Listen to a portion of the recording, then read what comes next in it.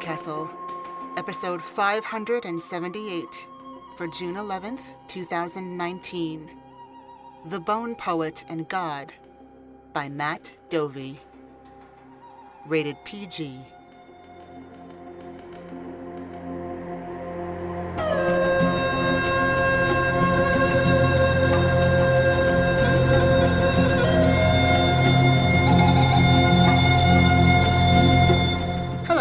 Welcome to PodCastle. I'm your host, Setsu Uzume. Today's story was previously published in Sword and Sonnet and was written by our own Matt Dovey. Matt Dovey is very tall, very English, and most likely drinking a cup of tea right now. He has a scar on his arm where he fell from a mountain while searching for God. He didn't find her, but he did find a cave filled with many excellent cheeses instead, which is almost the same thing. He now lives in a quiet market town in rural England with his wife and 3 children, and still struggles to express his delight in this wonderful arrangement. His surname rhymes with Dopey, but any other similarities to the dwarf are purely coincidental. He has the very great privilege to be a squire of this fair castle, and has read more incredible stories than he thought could exist in the slush pile. His own fiction is out and forthcoming all over the place, and you can keep up with everything at mattdovey.com or on his Twitter as @MattDoveyWriter. This week's episode will be narrated by Eliza Chan. Eliza Chan is a writer and occasional narrator of speculative fiction. This is her first PodCastle narration, but she has also narrated for Cast of Wonders and Starship Sofa. She finds it endlessly amusing that people think her Scottish accent is soothing. Her own work has been published in a variety of places, including British Fantasy Award-nominated Asian Monsters, Fantasy Magazine, and her PodCastle debut this year in Artemis Rising with One More Song. When not working on her current novel or reading, Eliza can be found board gaming, watching anime, and crafting. You can find out more at her website, elizawchan.wordpress.com, or on Twitter at elizawchan. And now, dig deep for the right question, head up the mountain, and enjoy the story. The Bone Poet and God by Matt Dovey. Narrated by Eliza Chan. Ursula lifted her snout to look at the mountain. The meadowed foothills she stood in were dotted with poppy and primrose and cranesbill and cowslip. An explosion of colour and scent in the late spring sun, the long grass tickling her paws and her hind legs. Above that, the forested slopes, birch and rowan and willow and alder, rising into the needle pines and grey firs. Above that, the snow line, ice and rock and brittle winds. And above that, at the top, God. And with God, the answer Ursula had travelled so far for. What kind of bear am I meant to be? She shouldered her bone sack and walked on.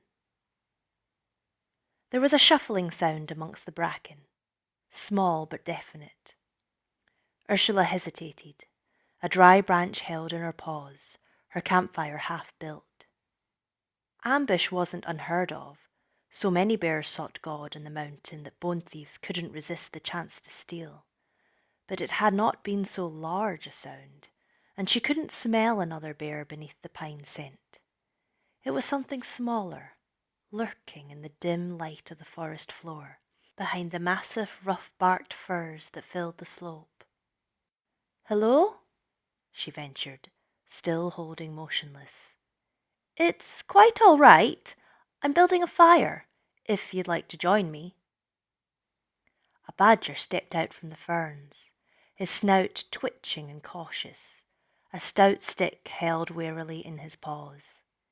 He eyed Ursula for a moment, weighing up the situation, and she gestured ever so gently to the fire she was building, trying to come across as safe, as friendly, as likeable.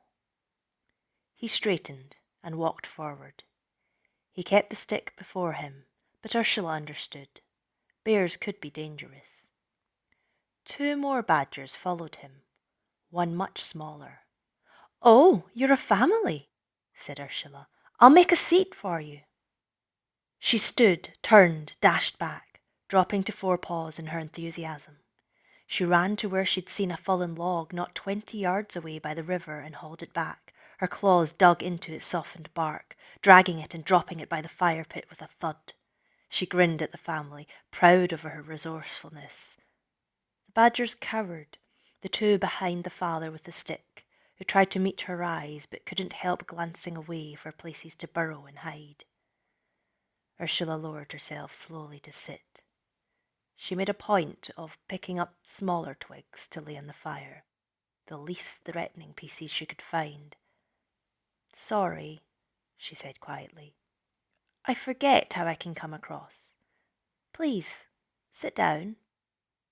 She concentrated on building the fire, determinedly not looking at the badgers, not wanting to startle them, trying not to let their fear hurt her, nor to berate herself for getting carried away and upsetting others, for letting her shyness get to her, for overcompensating for it. If only she knew who she was, instead of pretending so poorly. "Thank you," said Father Badger from the log, and Ursula smiled at him, keeping her teeth covered. "Forgive us our caution. We have never met a bear before." "I'm Ursula," she said. "My name is Patrick," said Father Badger, "and this is my husband, Willem, and our new daughter, Anne." "And how old are you, Anne?" Another careful smile, friendly, not fearsome, benevolent, not bear-like. Anne shuffled a little and squirmed in closer to Willem, who put an arm around her. "She's a little shy," said Willem. "We only met her an hour ago." "She's why we came up the mountain," said Patrick, smiling at his daughter. "Willem and I came to ask God for a blessing, and we found Anne burrowed alone beneath a root." "God showed you to her," said Ursula eagerly, forgetting her calm facade in her excitement. "Is she near?" "We never saw God," said Willem, "and now we have no need. God has delivered us our gift already." "Oh," said Ursula. I mean, I'm happy for you. I really am. You hoped she would be near?" finished Willem. Ursula shrugged, not trusting herself to speak. She put the last branch on the fire and hooked a claw around the strap of her bone sack, bones rattling inside the plain leather. She felt, rather than saw, the badgers tense. "You're a bone thief," said Patrick, voice flat and accusatory. "We were warned of your kind on the mountainside," said Willem, pulling Anne in close. "They're not my kind," said Ursula carefully. "I don't do what they do." "You carry the bones," said Patrick. His paw lay on the stout stick, though if she truly were a bone thief, it'd do him no use. She admired him, that bravery, that certainty in his actions. "Not all bears that carry bones are bone thieves," said Ursula. "There is so much more that can be done.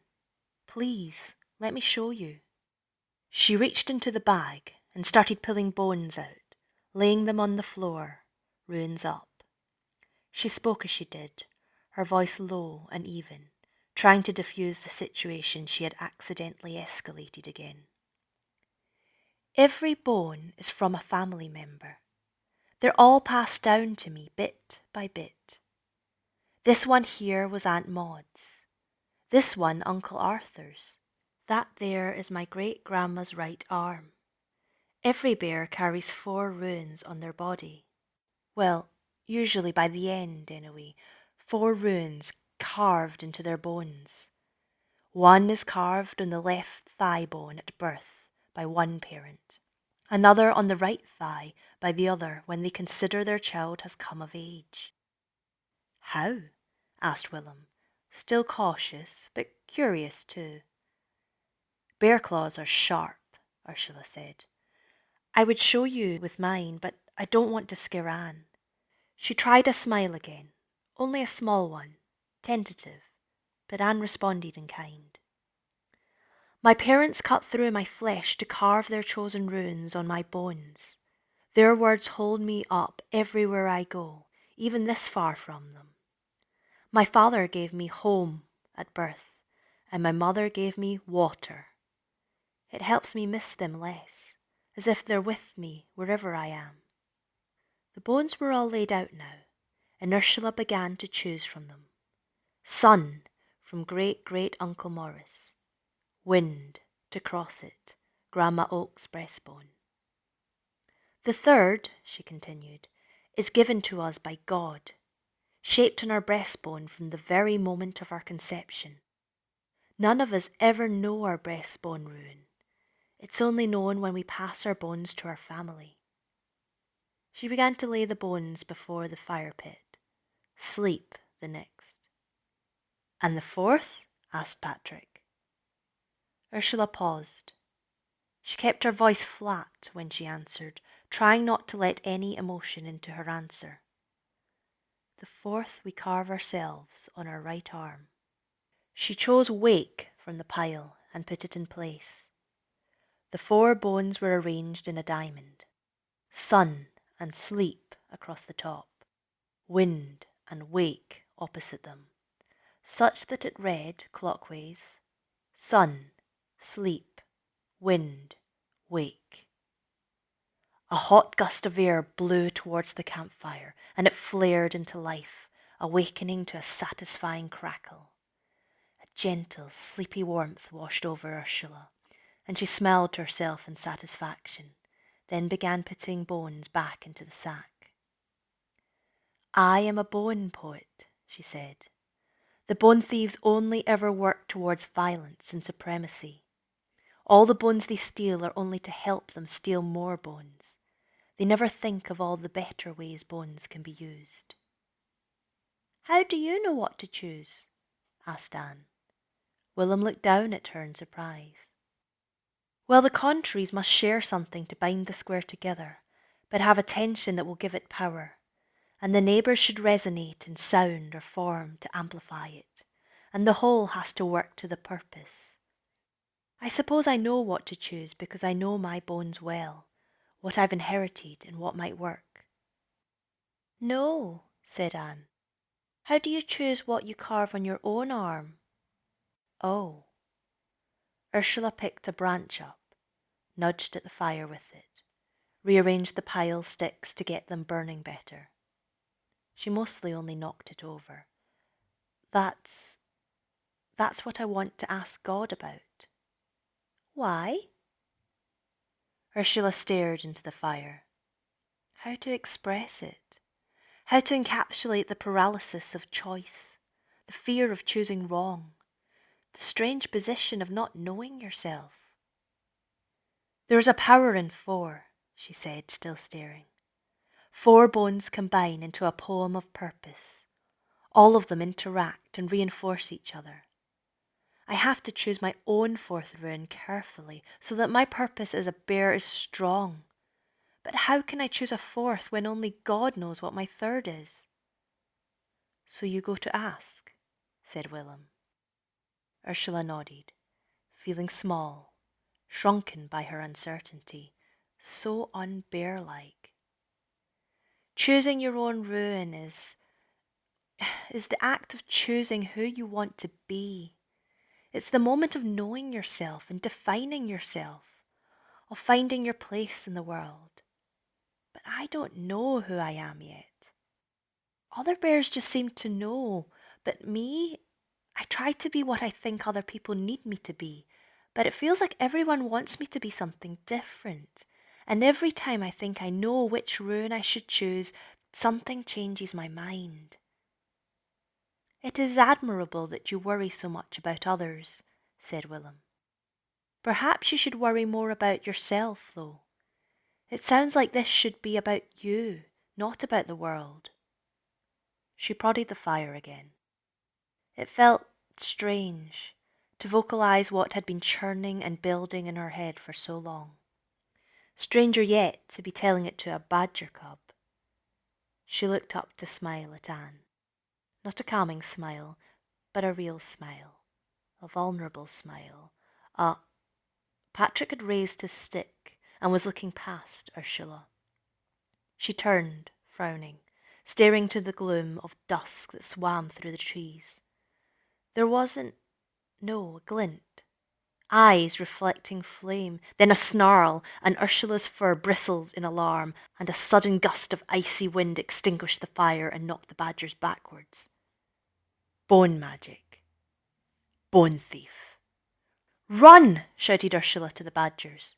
She scooped up her bone sack and went to run too, but Anne was so small and ran so slowly, too slowly, and Ursula realised the badgers would never escape.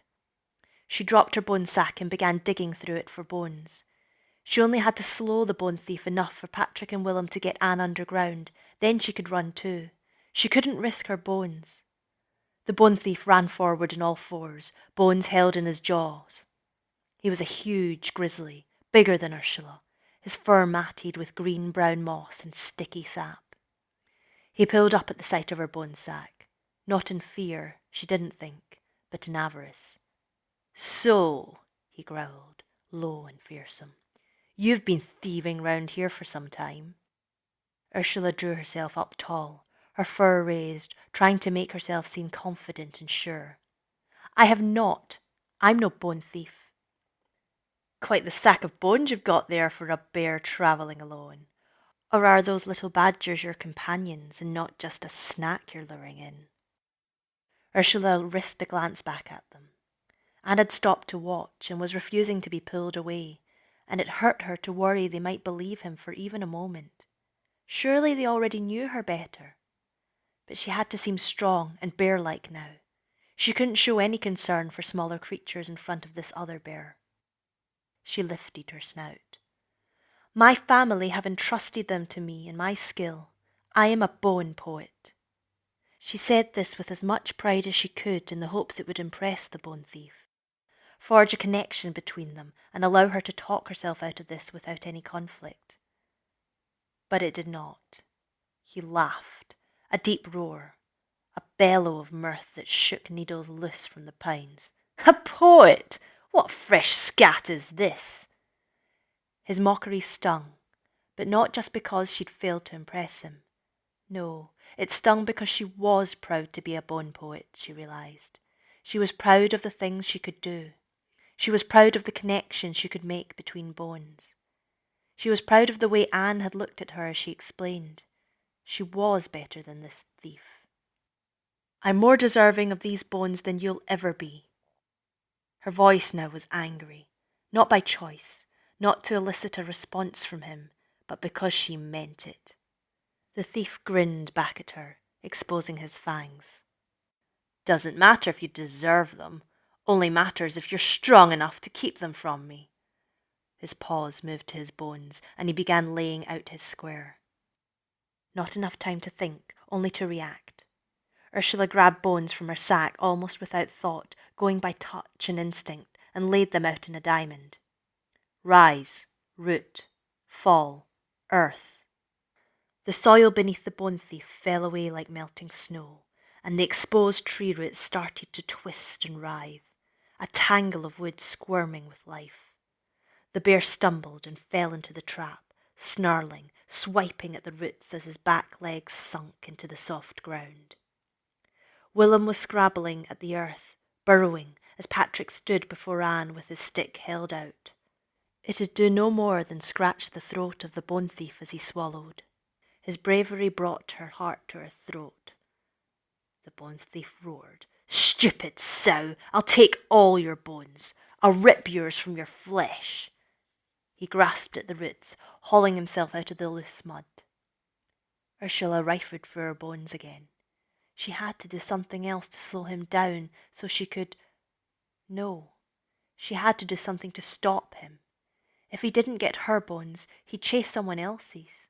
He'd eat other small mammals he came across, hurt other travellers. But she was a bone poet, and she could outthink him. She could stop him here. The bone thief was free of the earth now, arranging a small clutch of stolen bones to send another blast of icy wind.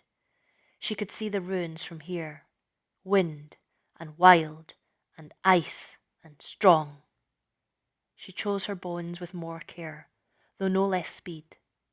Sun, shine, night, long. Her square burst with light, and even knowing it was coming, it was all Ursula could do to shield her eyes, positioning herself to protect the badgers.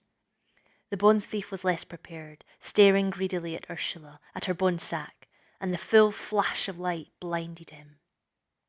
He yelped in agony, in surprise, as the sight was burned from his eyes. If she had done enough, he would no longer be able to read the runes on bones. She doubted he could recognize them by touch. But he too had finished his square, and he was closer to her this time, and the blast of wind gusted hard. With her paws raised to shield her eyes from her own blast, Ursula was unbalanced, and she was knocked backwards down the slope, all her bones scattering in the chill wind, and she rolled and fell towards the river and into the river and knocked her head, and icy water splashed at Ursula's snout, slapped at it even. She stirred groggily and opened her eyes to a salmon flopping on her face. She swiped at it unthinkingly, knocking it away, then groaned as she realized how hungry she was. With an effort, she hauled herself from the river and shook the water from her fur. In the dim light of dusk, it was difficult to tell how exactly far she had fallen down the mountain, but the ground around her sloped only gently, covered in tall grass and meadow flowers closed for the night. She was as far from God as she had ever been, and she no longer had her bones. She no longer had her friends. Oh, she hoped Patrick and Willem and Anne had gotten away. Surely they were small enough and quick enough to avoid a blinded bear. And she was not sure she had hope either. It had taken days to ascend the mountain before, when she had her bones to intuit the way and catch leaping salmon and all the other little helps her poems gave her. Could she do it again now? What if another bone thief found her? Even without her bone sack to steal, she could be killed for her own bones. But what else? Go home and never know who she was? Never know who she should be, could be? Ursula pulled herself to her paws, cold muscles rasping, and dragged herself up the slope. Walking on all fours in her exhaustion, her head bowed, the sun long set, Ursula trudged through the forest, stumbling wearily into alders and birches, knocking some over with a creaking, snapping shock of sound, loud in the silence of the night, stirring birds from their sleep in a panic.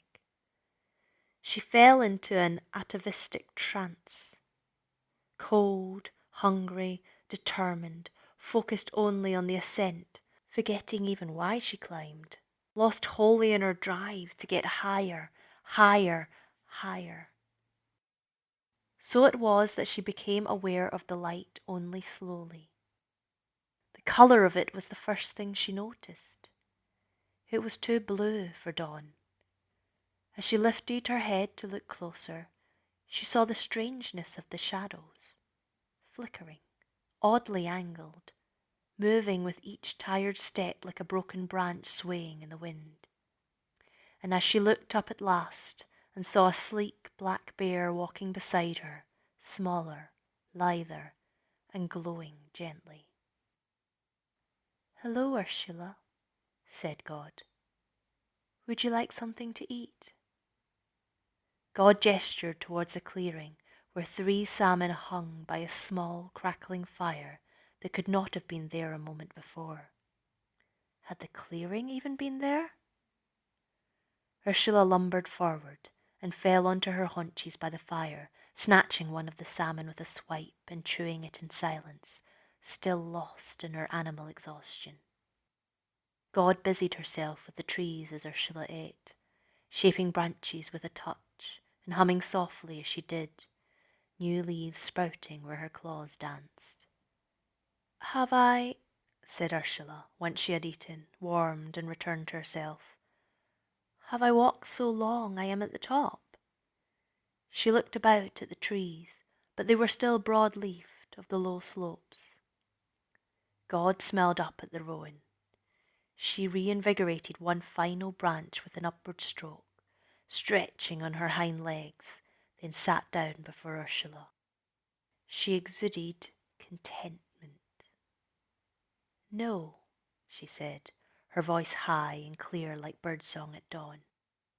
"I am rarely at the top. It's so desolate up there, beautiful as it is. The point of the mountain is only to see how determined pilgrims are. Patrick and Willem could never have ascended above the snow line, but they climb so far on such small legs. If they had that devotion in them, if they were so driven by love, then Anne could do no better than their care." Ursula's throat tightened in fear for the badgers. Are they? "Yes," said God. "They are fine. You did enough. Thank you." Tension flooded out of Ursula like meltwater. The thought had weighed heavy, but they were well. She hoped they would be happy together. "I believe, by the way," said God, "that these are yours." She reached behind where she was sat, where there had been nothing but grass and fallen twigs a moment before, and produced Ursula's bone sack, clearly full.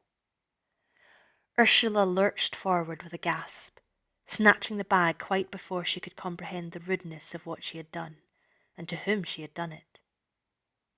"There are," said God, "a few more bones in there than before. You will be a better keeper for them, I think." Ursula's breath caught in a sudden clench of nervousness, and she lowered the bag. So long spent climbing the slope, anticipating this moment, and now she couldn't get her words in order. There was so much to say, such an entwined web of emotion and expectation and duty and hope and thought and fear that she couldn't possibly order it anymore, couldn't untangle it to find the starting thread, couldn't do more than hold the whole concept of what she needed in her head at once, complete and connected and indivisible. But she had come all this way, and perhaps if she just started, "About bones?" "I know," said God. "Of course I know." And she smiled again, and stood up and walked over and hugged Ursula tight. Her glow expanded to surround them both, and the contentment too. She spoke in Ursula's ear. "The ruin on your breastbone doesn't matter. You can complete your own poem without knowing. You don't need to know who you are to choose who you want to be. You don't need to let other people's choices in your past define your future. It doesn't matter what I wrote when I made you in the swirling potential of the before, when the path to your existence and the ruin was laid in the what nexts. It only matters what you feel now. But I need to finish the poem of my bones. If I don't choose the right ruin to complete the 4, to complement the 3 I've got, my purpose won't be as strong as it could be." "Ursula, you are not a poem. You are a bear," God admonished. "You do not have to be a purpose. You are the purpose. You are who you are, not what you can offer." God released Ursula, held her shoulders in her paws, smiled at her through brimming tears in a face filled with pride. "The words you have on your bones already were only meant to get you this far, when you could decide for yourself whom you wanted to be." Ursula choked back a sob, but the dam burst anyway, and she cried into God's shoulder, with relief, with possibility, with acceptance. God held her there for a long while, as the sun rose and the earth warmed and the flowers opened to the sky. "What do you think you will choose then?" asked God. "I will help carve it as an honour to you and as a thanks for saving the badgers." Ursula looked at her bone sack and thought of all the poems waiting in there, all the combinations and implications and things that could be. And now, with the new bones, there were so many more possibilities. So much still to see and learn, so much still unknown. I don't know, said Ursula. I don't know at all, yet. And for the first time, that answer gave her contentment.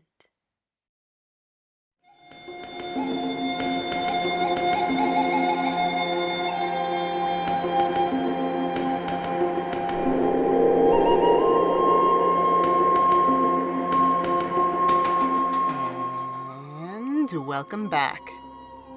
Matt Dovey wrote this story specifically with the editorial team in mind. The bears were for Aidan Doyle, the badgers were for Elise Catherine Tobler, and he remarked that while there should have been dinosaurs for Rachel K. Jones, the raptors kept eating everyone, so it had to be conversations with God instead. In trying to create for other people, the result was something more personal, a way to connect with and explore the identity that runs underneath the urge to shift and change into what others expect one to be.